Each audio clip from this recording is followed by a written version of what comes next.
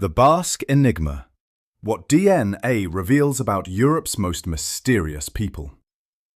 Geneticists found, when they sequenced ancient DNA from human remains discovered in a cave in northern Spain's Atapuerca mountains, evidence that helps explain one of the most persistent and genuinely puzzling questions in European prehistory. Why the Basque people, whose language shares no relationship with any other language on Earth, whose blood type frequencies differ significantly from all surrounding populations, and whose cultural traditions carry marks of extraordinary antiquity, are genetically distinct from their neighbours in ways that science has spent decades trying to understand. The Basque country straddles the Western Pyrenees, divided between northeastern Spain and southwestern France. Approximately 3 million people identify as Basque today.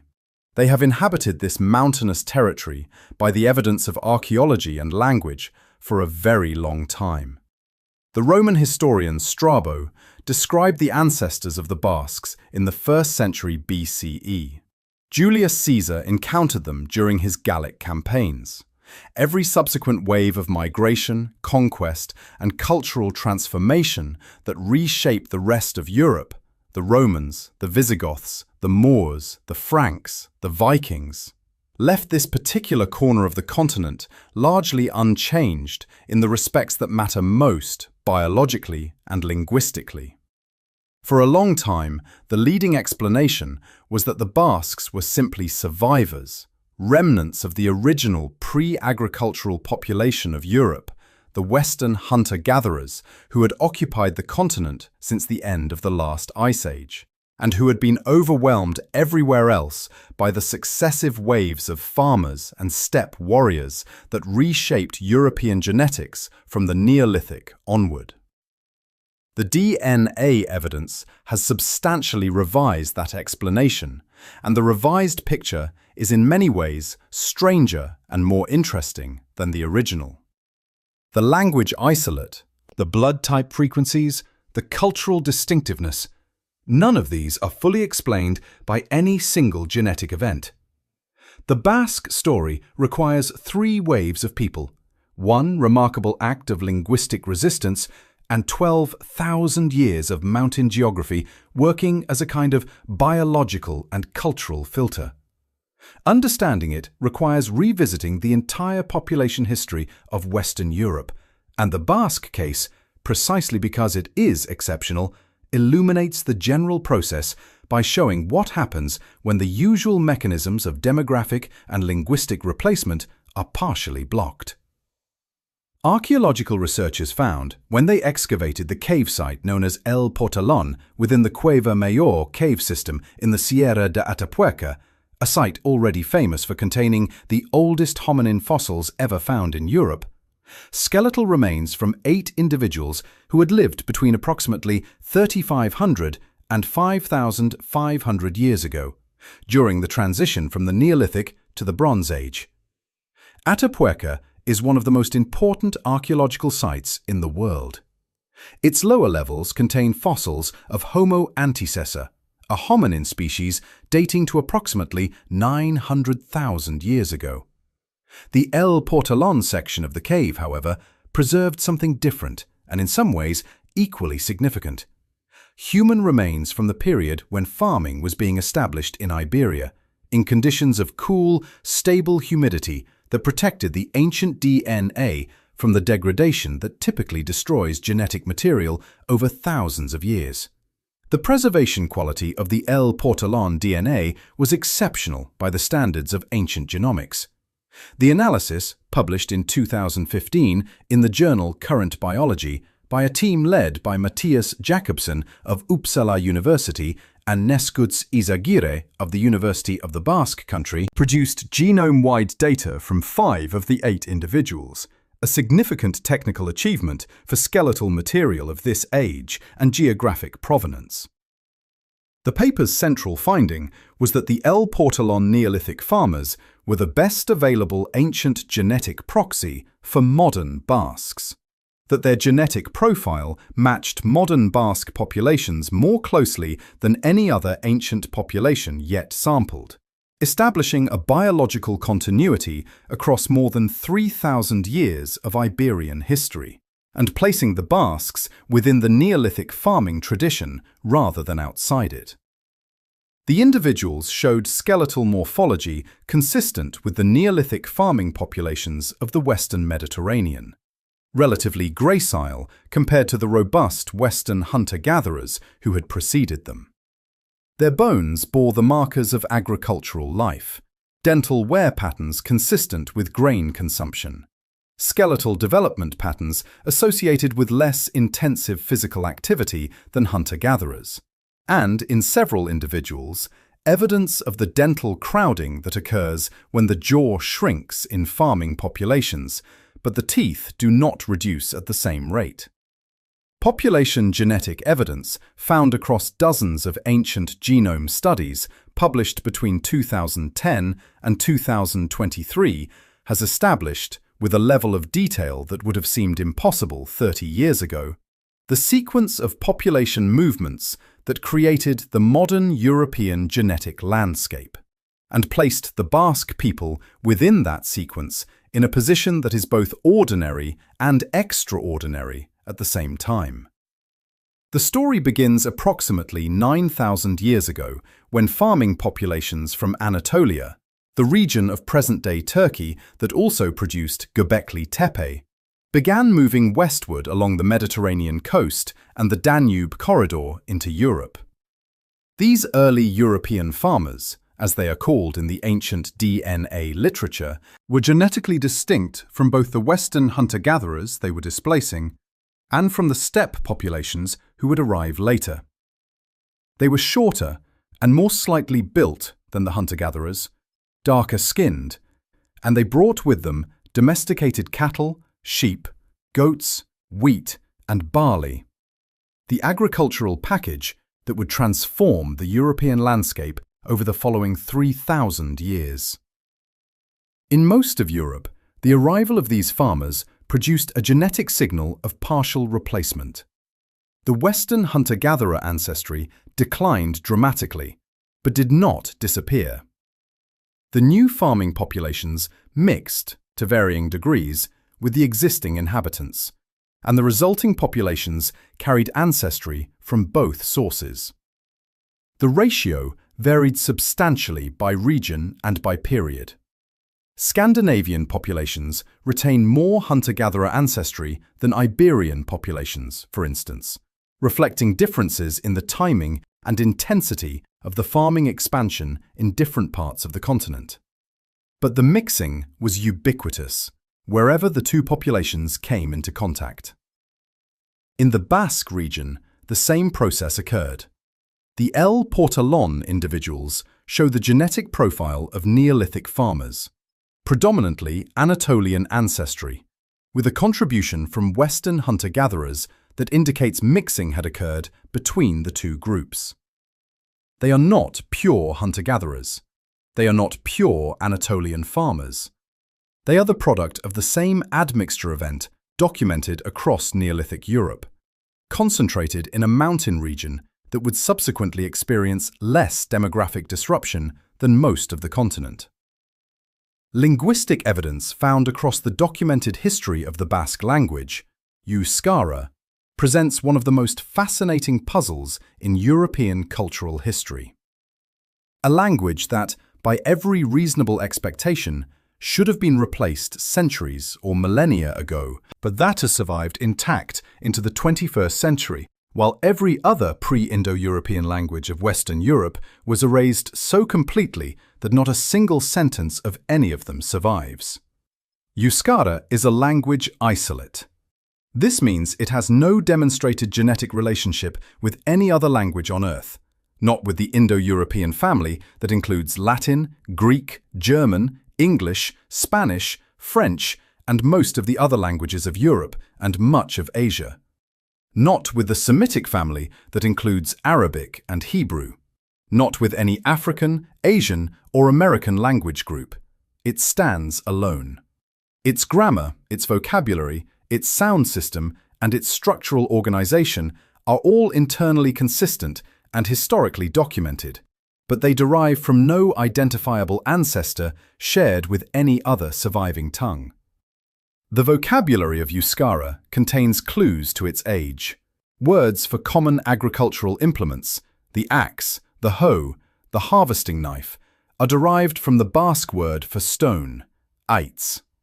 This suggests that these tools were named when they were still made of stone, and that the names persisted after metal replaced stone as the primary material.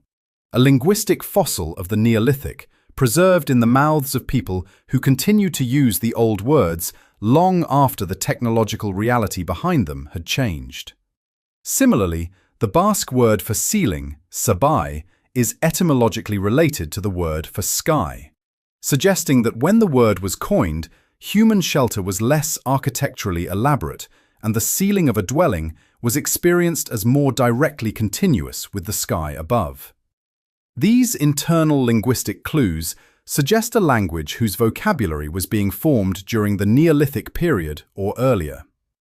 The geography of the Pyrenees provided part of the explanation for Euskara's survival. The mountains created barriers that slowed the penetration of outside cultural influences and made military conquest expensive relative to the strategic value of the territory. But geography alone cannot explain why the language persisted through the Roman occupation, the Visigothic kingdom, the Frankish Empire, and 8 centuries of Islamic rule in Iberia, all of which replaced the languages of their subject populations everywhere else they ruled. Ancient DNA evidence found across hundreds of Bronze Age skeletal samples from across Europe, analyzed in landmark studies published in Nature in 2015 by David Reich's group at Harvard and Eske Willeslev's group at Copenhagen, documented one of the most dramatic demographic events in human history: the expansion of Yamnaya steppe pastoralists from the Pontic Caspian grasslands into Europe, beginning approximately 4,500 years ago, which replaced the majority of the male lineages across most of the continent within a remarkably short period. The Yamnaya were cattle herders from the steppes north of the Black and Caspian Seas. They had horses, wheeled vehicles, and bronze weapons. They carried the genetic variants associated with lactase persistence, the ability to digest fresh milk, and with tall stature. Their Y chromosome haplogroups, primarily R1b in the West and R1a in the East, are today the most common paternal lineages across most of Europe. Before the Yamnaya expansion, these haplogroups were essentially absent from the European archaeological record. The replacement of Y chromosome lineages in Bronze Age Europe was so thorough that researchers described it as a near-total turnover in the paternal ancestry of the continent, a finding whose demographic implications are stark and whose specific mechanisms are still being debated. Whatever processes drove this genetic replacement, whether organized violence, epidemic disease introduced along with the steppe populations, social exclusion from reproduction through domination of mate access, or some combination, the biological result was that the male descendants of the Neolithic farming populations essentially vanished from the European genetic record within a few generations in most regions. The speed of the replacement, documented in the ancient DNA time series, is inconsistent with gradual cultural adoption and more consistent with the kind of rapid demographic disruption associated with conflict or catastrophic mortality. In the Basque region, the ancient DNA record tells the same story on the male side. The Y chromosome lineages of modern Basque men are predominantly of Yamnaya origin, the R1b haplogroup that characterizes Western European Bronze Age steppe ancestry. The Basque men of today are, in their paternal line, as much descendants of the steppe expansion as any Englishman, German, or Frenchman. What distinguishes the Basques is not that the steppe migration passed them by, it is what happened afterward. Ethnographic and archaeological evidence from the Basque country documents a way of life whose features are distinctive enough to have generated centuries of commentary from outside observers, and whose specific characteristics, some of them remarkable for their persistence, are now being understood in the context of the population genetics that constrained and shaped them. The traditional Basque farmstead, the Baserri, is a large stone building housing both the family and their livestock under one roof, adapted to the wet, cool mountain climate and to subsistence farming in terrain that rewards compactness and self-sufficiency. The Baserri was typically passed intact to one heir, regardless of sex in some regions, rather than divided among children, a practice that concentrated land holdings and discouraged the fragmentation that would have made small mountain farms unviable. The role of women in traditional Basque society was, by the standards of medieval and early modern Europe, unusually prominent in certain domains. The etxekoandre, literally the woman of the house, held formal authority over the domestic economy of the Baserri, and in some legal traditions had rights over the family property that were not standard elsewhere in Iberia or France. The deity, Mari, the principal figure in the pre-Christian Basque religious tradition, was female, a mountain goddess associated with storms, fertility, and the natural forces governing agricultural life in the Pyrenean foothills. She was said to live in caves and on mountain tops, to control weather, and to appear in forms ranging from a beautiful woman to a tree to a red ball of fire crossing the night sky. Her consort, Shugar, a serpentine male deity, was a subordinate figure in the cosmology. The gendered structure of the Basque supernatural world, with a dominant female deity and a subordinate male, has been interpreted as reflecting the matrilineal social structures that historical and ethnographic records suggest were more prominent in early Basque society than in the surrounding cultures. The traditional Basque strength sports, lifting and carrying heavy stone, wood, and hay bales, preserve in competitive form the physical demands of mountain farming life. The hari jasotse, stone lifting, involves raising granite blocks of progressively greater weight, some exceeding 300 kilograms, from the ground to the shoulder. These competitions are not pure spectacle. They document a tradition of physical culture rooted in the labor requirements of the agricultural economy that the Basques maintained for millennia. Genetic and archaeological evidence accumulated since the early 2000s has progressively dismantled several of the most durable misconceptions about the Basque people. Misconceptions that ranged from the romantic to the genuinely harmful, and replaced them with a picture that is more complex, more historically grounded, and more interesting than any of the simplified narratives that preceded it. The oldest and most persistent misconception was that the Basques represented an unbroken biological lineage stretching back to the original Ice Age inhabitants of Europe, that they were, in some meaningful genetic sense, the direct descendants of the cave painters of Altamira and Lascaux, preserved in their mountain fastness while the rest of Europe was repeatedly transformed by migrations and invasions. This picture was appealing in its simplicity, and in the romantic quality it gave to Basque distinctiveness, the last living connection to Paleolithic Europe. The ancient DNA evidence refutes this picture clearly. The modern Basques are not descendants of the Paleolithic Western hunter-gatherers in any straightforward sense. They are primarily descended from the Neolithic farmers who arrived from Anatolia approximately 7,000 to 8,000 years ago, with a smaller component of hunter-gatherer ancestry from the pre-agricultural inhabitants of the region, and with a significant paternal genetic contribution from the Bronze Age steppe expansion. Their genome is a layered archive of the same three population events that shaped all of Western Europe. They are just at a particular point on the continuum of how much of each layer they retained. What makes the Basques genuinely unusual is not the raw material of their genome, but what happened after the Bronze Age. While the rest of Europe continued to experience genetic admixture through the Roman period, the migrations of late antiquity, the Islamic expansion in Iberia, the medieval movements of population, the Basque genetic profile remained relatively stable. The mountains, the social structures, the endogamy documented in historical records, and possibly the language itself as a barrier to integration, all contributed to a period of genetic isolation lasting roughly 2,000 years that made the Basque genetic profile increasingly distinctive relative to their neighbors.